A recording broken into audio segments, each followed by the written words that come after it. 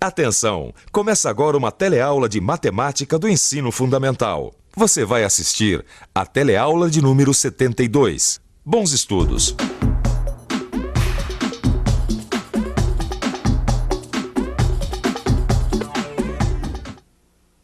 Oi, você já ouviu falar em fatoração? O que isso significa em matemática?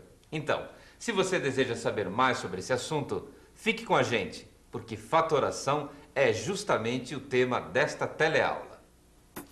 Você vai conhecer a fatoração como uma multiplicação de fatores. Vai aprender a fatorar expressões algébricas, colocando fatores comuns em evidência. Vai também fatorar expressões algébricas aplicando os produtos notáveis. E vai saber identificar quando um trinômio é um quadrado perfeito. O problema que eu estou tentando resolver parece ser muito simples, mas eu ainda estou com uma dúvida de como calcular o perímetro do retângulo. O retângulo é esse aqui, que mede 3,25 centímetros por 1,75 centímetros. E a dúvida é a seguinte: eu multiplico a medida de cada lado por 2 e depois somo os resultados, ou somo a medida de cada lado e multiplico por 2?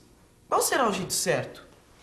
O Zeca acha que para calcular o perímetro, ele tem que fazer de um jeito ou de outro. O que ele ainda não descobriu é que as duas formas estão corretas. Vamos ver. Se o retângulo mede 3,25 por 1,75 e o que eu quero achar é o perímetro, então eu tenho dois caminhos a seguir. Ou eu multiplico a medida de cada lado por 2 e em seguida somo os resultados, ou eu somo as medidas dos lados e depois multiplico tudo por 2. Veja que as duas expressões são válidas para determinar o perímetro.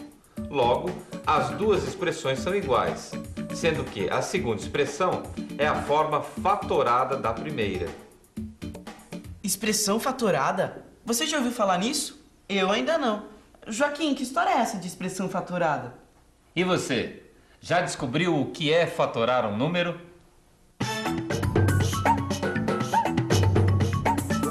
Fatorar. Verbo transitivo direto. Fatorar um número. Escrever esse número na forma de multiplicação de fatores. Tudo bem. Fatorar um número é escrevê-lo na forma de multiplicação de fatores. Mas como é isso na verdade? Ô Zeca, é só pensar um pouco. Vamos pensar um pouco. Então vamos pensar um pouco. Se fatorar um número é escrevê-lo como uma multiplicação de fatores, então, por exemplo, como é que a gente poderia fatorar o número 24? Ah, sim, existem várias maneiras.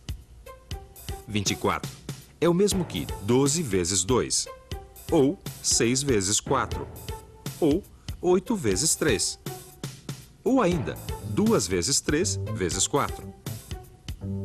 Ah, agora eu entendi. Quer dizer que fatorar um número é encontrar outros números que, multiplicados entre eles, resultem no primeiro número. Exatamente, que é o que a gente fez agora há pouco com o número 24, que foi fatorado de várias maneiras diferentes.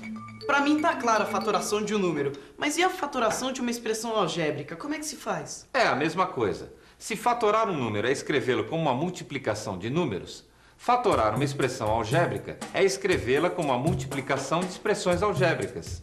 Mas vamos demonstrar isso na prática, que fica muito mais fácil. A gente quer achar a área desse terreno, que é formado por dois lotes de mesma largura, só que de comprimentos diferentes. Para calcular a área total do terreno, a gente pode calcular a área de cada lote e somar os resultados. Ou somar os comprimentos dos dois lotes e calcular diretamente a área total do terreno. Ou seja, AX mais BX é igual a A mais B multiplicado por X. Observe que a expressão AX mais BX é uma soma de duas parcelas. E a expressão A mais B vezes X é uma multiplicação de dois fatores. Por isso, a gente diz que A mais B vezes X é a forma fatorada de AX mais BX. E essa expressão aqui? A menos 2 vezes A ao quadrado. Dá para fatorar? Não só dá, como eu tenho certeza que você é capaz de fatorar sozinho. Bom, eu vou tentar. Mas por onde eu começo? Veja que o A aparece como fator nas duas parcelas dessa expressão. Por isso, ele é chamado de fator comum e será um dos fatores da expressão quando fatorada. E o outro fator, qual é? É só dividir A menos 2A ao quadrado por A. E para não alterar a expressão, multiplicamos por A também. Assim, a gente encontra o outro fator. Aí está a forma fatorada de A menos 2A ao quadrado, que é A que multiplica 1 menos 2A. Que interessante. Acho que eu tô chegando a uma conclusão com tudo isso que você está me falando sobre fatoração de expressões algébricas. Opa, adoro conclusões. Pensa comigo. Será que não é possível fatorar expressões algébricas quando elas são resultados de multiplicações conhecidas, como por exemplo os produtos notáveis? Você se lembra que são produtos notáveis, não lembra? A gente viu na última teleaula. A gente viu trinômios quadrados perfeitos, a diferença de dois quadrados. E aí, dá ou não para fatorar esses produtos notáveis? É com você, Joaquim. É claro que dá. Mas antes, vamos recordar a última teleaula. Veja que o quadrado da soma de dois termos é a mesma coisa que A ao quadrado mais 2 vezes AB mais B ao quadrado. Ou seja, A mais B ao quadrado é a expressão A ao quadrado mais 2 vezes AB mais B ao quadrado fatorada. E a mesma coisa vai acontecer para o quadrado da diferença.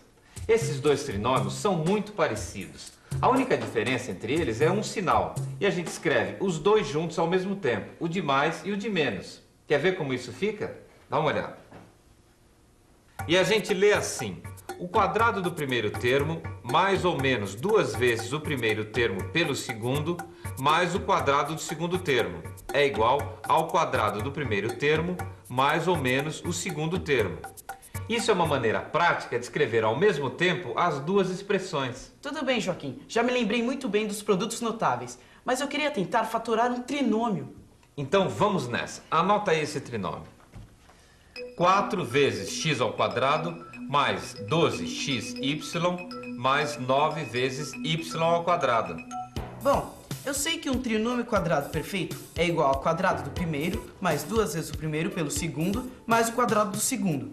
Então, a forma fatorada desse trinômio é 2 vezes x mais 3 vezes y ao quadrado. É isso mesmo? É isso mesmo, Zé. Mas deixa eu te falar uma coisa que eu reparei que você não levou em consideração. O quê? A gente só pode fatorar um trinômio se ele for um quadrado perfeito. Caso contrário, não podemos fatorá-lo. Por isso é muito importante saber se o termo do meio é de fato do tipo 2AB. Então, esse trinômio aqui, por exemplo, x ao quadrado menos 12x mais 16. É ou não é um trinômio quadrado perfeito? Bom, para isso a gente tem que verificar, né? X ao quadrado é quadrado de x. 16 é quadrado de 4. Agora, se essa expressão for um trinômio quadrado perfeito, se eu fizer 2 vezes o primeiro termo pelo segundo, eu tenho que chegar a 12x. Mas não chego. Essa expressão não é um trinômio quadrado perfeito. O que quer dizer que ela não pode ser fatorada. Exatamente. Mas vamos ver se você está entendendo mesmo do que a gente está falando. O que é isso, uma prova? Não. É um pequeno teste de conhecimentos. Anota esse trinômio. X ao quadrado mais 8x mais 16. Agora é com você, Zeca. Então vamos checar se essa expressão é um trinômio quadrado perfeito. Aqui eu tenho o quadrado de x e aqui o quadrado de 4. Veja que o resultado bate e eu chego a 8x. Portanto, esse é um trinômio quadrado perfeito, o que me permite escrevê-lo na forma fatorada. E aí, tô certo ou não? Certíssimo, Zeca. Olha, se o seu problema era fatoração, não é mais. Acho que você tem razão. Não tenho mais o que reclamar sobre fatoração. Então, que tal dar uma revisadinha em tudo isso que a gente aprendeu hoje, hein? E atenção, se liga aí que é a hora da revisão. Na teleaula de hoje, você aprendeu fatoração. Você viu que fatorar um número é escrevê-lo como uma multiplicação de fatores. E aprendeu a fatorar expressões algébricas, colocando fatores comuns em evidência. Ainda viu como fatorar expressões algébricas, aplicando os produtos notáveis. e soube como identificar um trinômio quadrado perfeito. Hoje nós falamos sobre fatoração. Espero que você tenha entendido. Mas já sabe, né? Não deixe de consultar o seu livro e fazer os exercícios. Exercitar é importante em matemática. Bom, até o nosso próximo teleencontro. Até lá!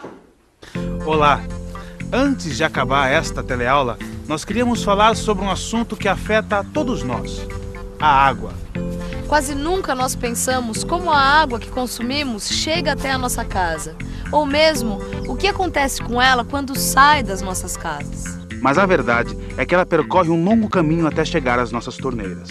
E se não cuidarmos bem desse líquido essencial à vida, ele pode em breve sumir das nossas casas. Para um brasileiro, a ideia de que a água pode acabar parece absurda. Afinal de contas, o Brasil possui uma quantidade de água doce em seus rios que é a maior entre todos os países do mundo. Mas mesmo com toda essa água, nós sabemos que existem grandes regiões e muita gente sem acesso à água aqui no Brasil. Isso acontece porque a distribuição de água não é bem feita.